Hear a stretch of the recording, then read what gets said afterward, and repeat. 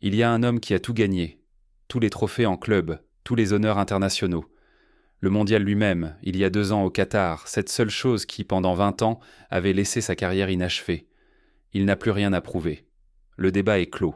Il a 38 ans et dispute sa dernière Coupe du Monde sur le sol américain, dans une ville du Texas, dans un tournoi organisé par un pays qui a passé 3 ans à présenter son foyer d'adoption comme une menace et son sport comme une diversion.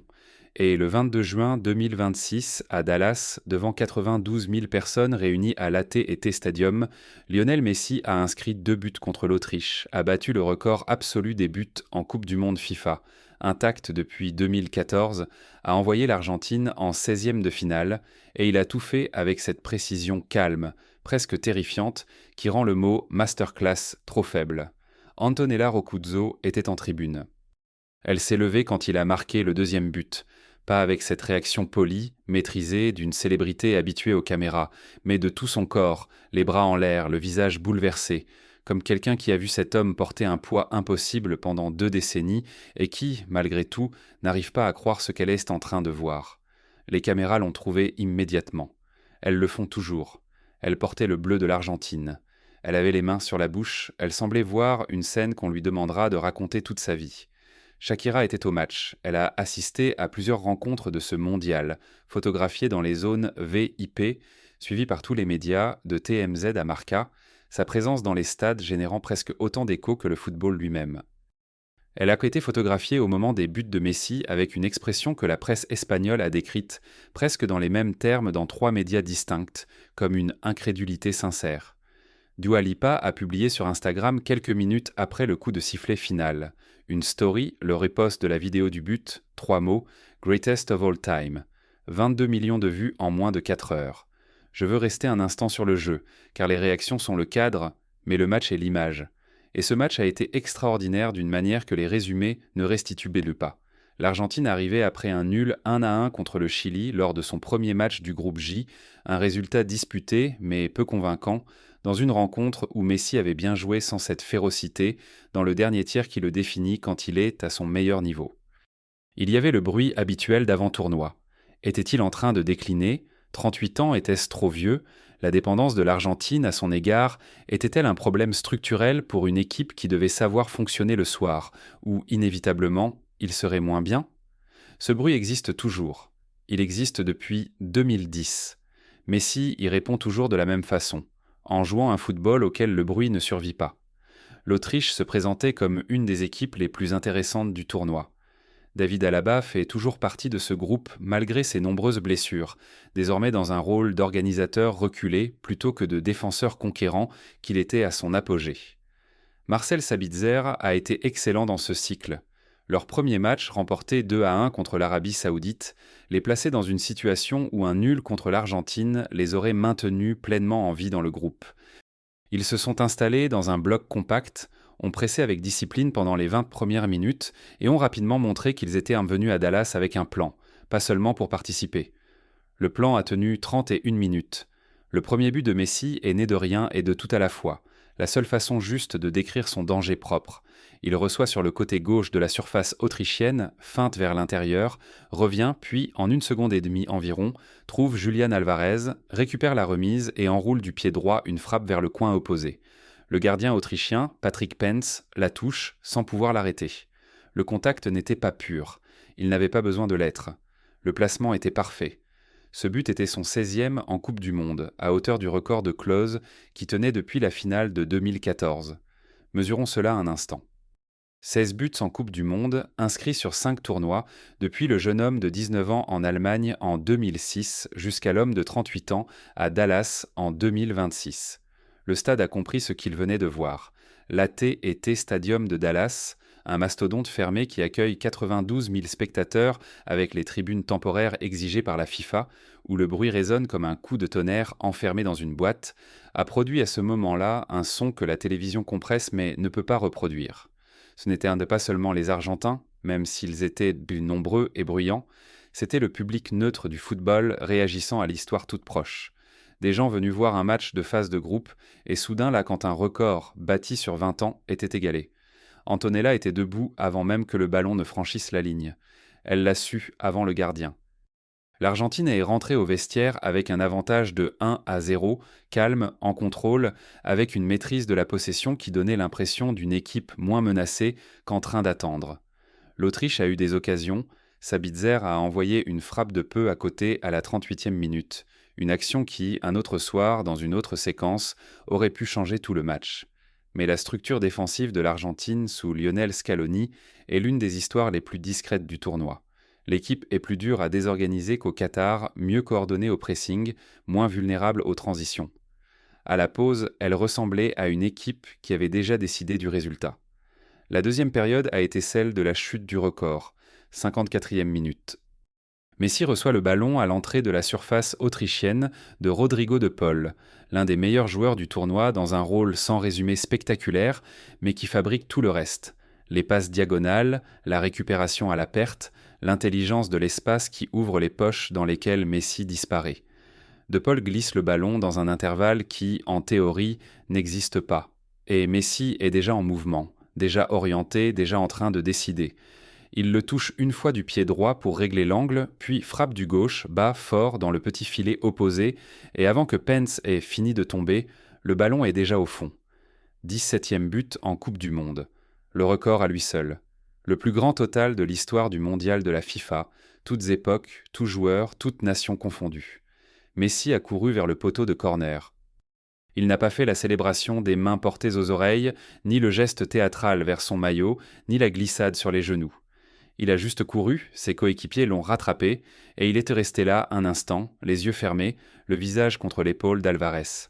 Si vous regardiez à la télé, vous avez compris, sans que personne ait besoin de l'expliquer, que cet homme était en train d'absorber en temps réel quelque chose d'immense. Antonella était en larmes. Pas de simples yeux brillants, elle pleurait vraiment, le mascara coulant sur le visage, comme on pleure quand on a vu quelqu'un se battre pour quelque chose pendant 20 ans et que le moment arrive, plus grand que ce à quoi on était préparé, même si l'on savait qu'il arriverait.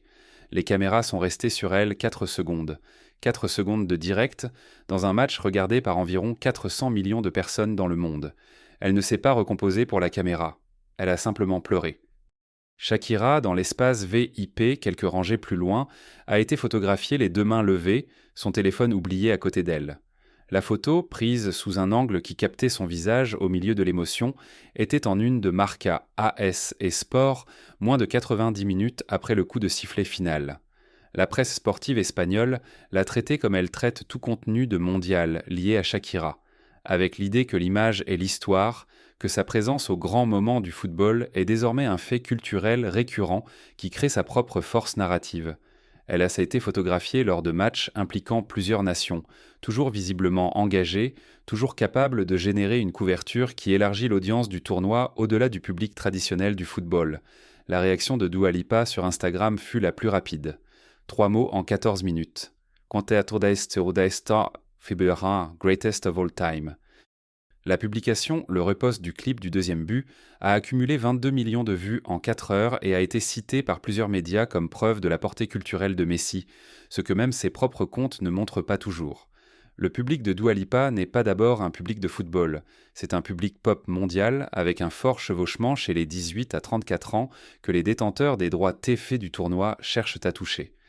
Quand elle publie sur Messi, cela devient une info dans des médias qui, d'ordinaire, ne couvrent pas le football. C'est une autre forme de record.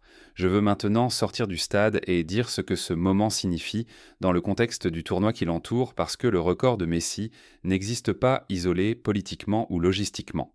Le prétendre serait une autre version de l'aveuglement volontaire que la FIFA pratique chaque fois qu'elle parle du beau jeu sans évoquer l'infrastructure autour. Ce mondial a été défini, depuis son ouverture, par des histoires qui ont très peu à voir avec le football et beaucoup avec le pays hôte. L'arroseur qui a cédé au Gillette Stadium pendant la mi-temps d'Irak-Norvège. Les supporters canadiens sifflant le drapeau américain à Toronto. L'équipe d'Iran faisant la navette entre Tijuana et Los Angeles les jours de match parce que le gouvernement américain ne lui accorde pas d'autorisation de séjourner sur place. Le responsable de la task force de la Maison-Blanche décrivant les refus de visa opposés à des ressortissants étrangers comme de très bonnes raisons dont il ne peut pas parler publiquement. L'enveloppe fédérale de 625 millions de dollars retardée par des conflits à Washington, pendant que les villes hôtes se hâtèrent de respecter les échéances opérationnelles de la FIFA. Les violences liées au cartel à Guadalajara 4 mois avant le tournoi, qui ont perturbé les infrastructures et déclenché des messages rassurants de la part des autorités mexicaines et de la FIFA.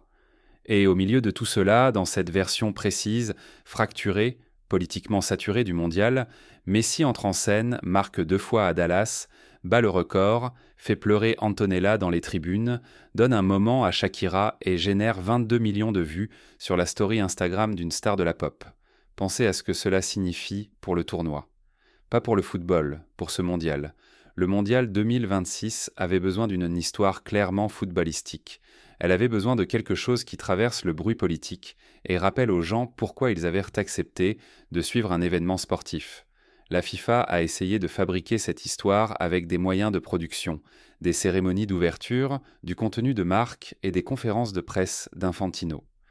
Messi l'a fabriqué en 54 minutes à Dallas, en étant simplement Messi, c'est-à-dire la seule chose que la FIFA ne peut ni contrôler ni s'attribuer, et la seule chose qui marche vraiment. L'AT&T Stadium de Dallas n'a pas été choisi comme site argentin par hasard. Dallas-Fort Worth compte une importante population latino-américaine. L'AT&T Stadium est la plus grande enceinte du tournoi, 92 000 places avec capacité élargie, et la FIFA voulait remplir cette enceinte d'une atmosphère capable de justifier les droits télévisés de l'événement. Elle l'a obtenu. Le public argentin en Amérique du Nord voyage, dépense et produit un bruit que les retransmissions exploitent. L'Argentine à Dallas n'est pas seulement un match, c'est un calcul commercial. Et voir Messi marquer 2 fois, battre le record absolu dans ce stade, dans cette ville, devant cette foule lors d'un match suivi par 400 millions de personnes dans le monde, c'est ce calcul commercial qui rapporte à un niveau qu'aucun tableur n'aurait prédit. Fox Sports, détenteur des droits de diffusion en anglais aux États-Unis, a annoncé sa plus forte audience américaine jamais enregistrée pour un match ne concernant ni les États-Unis ni le Mexique. Le but du record de Messi, cette frappe du gauche à la 54e minute, a été rediffusé 23 fois dans l'heure de diffusion suivant le match. 23 fois. ESPN a passé 16 minutes sur le record, la carrière, les 5 Coupes du Monde, la finale de 2022 au Qatar, le contraste avec la sortie précoce de Cristiano Ronaldo, et la question de savoir si Messi, à 38 ans et à ce niveau, est en train de signer la plus grande performance durable de l'histoire des sports collectifs. La dimension Ronaldo est impossible à éviter et je crois qu'il faut l'aborder franchement plutôt que de la laisser en sous-texte. Cristiano Ronaldo, avec le Portugal, est sorti en 16e de finale après une défaite surprise que plusieurs médias ont décrite comme un moment charnière dans le débat du GOAT. Ronaldo a marqué en phase de groupe et semblait visiblement en difficulté face au rythme et à l'intensité d'un tournoi qui exige cette explosivité que l'âge retire avant presque tout le reste. Il a pleuré après l'élimination. L'image de Ronaldo en larmes a fait la une des journaux sportifs portugais pendant 3 jours. Puis, 4 jours plus tard, Messi a marqué 2 fois à Dallas, a battu le record et a fait pleurer Antonella pour une autre raison. La symétrie de cette séquence paraît presque trop parfaite pour être réelle. Mais elle est réelle, et c'est la raison pour laquelle le débat sur le GOAT a ressurgi avec l'intensité qu'il retrouve tous les 2 ou 3 ans lorsque les circonstances créent un point de comparaison direct. Les données de plusieurs sociétés d'analyse sportive montrent que les contenus liés à Messi dans les 24 heures après l'Autriche ont dépassé l'empreinte sociale de tout événement sportif de 2026, à l'exception du Super Bowl et de la cérémonie d'ouverture du tournoi lui-même. Le clip du but record a cumulé 340 millions de vues sur les différentes plateformes en 36 heures. La géographie de Dallas mérite qu'on s'y arrête parce que ce mondial a donné à la géographie une charge politique inédite. Dallas, Texas. L'AT&T Stadium se trouve à Arlington, entre Dallas et Fort Worth, dans un État dont le gouverneur fut l'un des défenseurs les plus visibles d'une application stricte des lois migratoires, dont l'establishment politique s'est constamment aligné sur la posture de Trump sur la frontière et le traitement des migrants latino-américains, et dont le sénateur Ted Cruz a voté contre une loi qui aurait élargi les voies vers la résidence légale pour une part importante de la population de l'État. La ville d'Arlington, propriétaire du site du stade, a demandé à accueillir des matchs de mondial en 2018 et a rivalisé avec d'autres villes dans un processus de candidature qui a finalement retenu 11 sites aux États-Unis. 92 000 personnes ont rempli ce stade le 22 juin. Une part significative était argentine, vénézuélienne, mexicaine, salvadorienne, colombienne, des communautés de la diaspora latino-américaine vivant au Texas, venues en maillot et avec des drapeaux, dans un État dont la culture politique a passé ces dernières années à traiter leur communauté comme un problème de sécurité plutôt que comme une population à représenter. Elles étaient venues s'y voir Messi. Elles ont scandé son nom en espagnol dans un stade du Texas.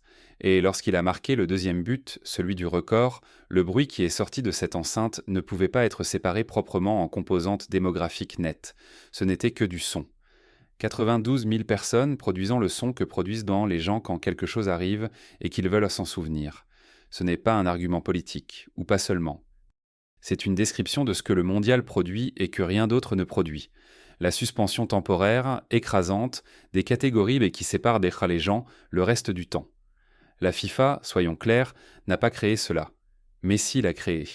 Et Trump, qui a créé la task force de la Maison-Blanche, nommée Andrew Giuliani, retardait les financements fédéraux, imposait à l'Iran des conditions qu'aucune autre équipe ne subit et provoquait des mois de controverses sur les visas, la politique des frontières et ce que signifie accueillir le monde. Cette administration ne l'a pas créé non plus. C'est arrivé au Texas un dimanche devant des gens qui avaient conduit des heures pour être là, parce que Messi a 38 ans et continue de faire avec un ballon des choses que le reste du monde ne peut ni reproduire ni expliquer. Antonella a publié sur Instagram 4 heures après le match. Une seule photo, Messi de dos marchant vers les Argentins dans l'angle du stade, les bras ouverts, la foule derrière lui devenue un flou de lumière, de bleu et de blanc. Pas de légende, juste la photo. Elle comptait 47 millions de likes quand je l'ai regardée. Je regarde Messi jouer au football depuis 19 ans. J'ai vu le mondial 2006, celui de 2010, la finale de 2014, la sortie en groupe en 2018, la Copa América 2021, la finale du mondial 2022 contre la France et tout le reste. Chaque tournoi, chaque moment où la question de savoir s'il finirait sa carrière avec cette seule chose qui semblait lui échapper se rouvrait, se refermait presque, puis se rouvrait encore. Et la chose la plus honnête que je puisse vous dire, c'est que je n'ai pas de cadre pour comprendre ce qu'il fait là. Il a 38 ans. Le record est à lui. Il est encore le meilleur joueur du tournoi. Ces trois faits ne devraient vraiment pas coexister. Et pourtant nous sommes là, à Dallas, en juin 2026, au milieu d'une Coupe du Monde définie par tout ce dont le football n'est pas censé parler, et Messi a marqué 2 fois. Les caméras ont trouvé sa femme en larmes, une star de la pop a publié 3 mots et 340 millions de personnes ont regardé un clip de 60 secondes. Ce que je ne sais pas et ce que je me découvre réellement incapable de prédire, c'est ce qui vient ensuite. Pas dans le tableau, pas dans le groupe, je veux dire quelque chose de plus grand. Je veux dire, qu'est-ce que cela signifie pour un homme d'être le meilleur du monde dans un domaine pendant 20 ans, de l'être encore, de n'avoir plus rien à prouver et de continuer pourtant à le prouver? À quoi cela sert-il? Pour qui? Entre le premier et le deuxième but, entre le record égalé et le record battu dans les 54 minutes d'un match de phase de groupe au Texas que personne n'oubliera, Messi est devenu quelque chose pour lequel le vocabulaire du sport n'a pas tout à fait de mots. Je ne sais pas quel est ce mot. Je ne suis pas sûr qu'il le sache non plus.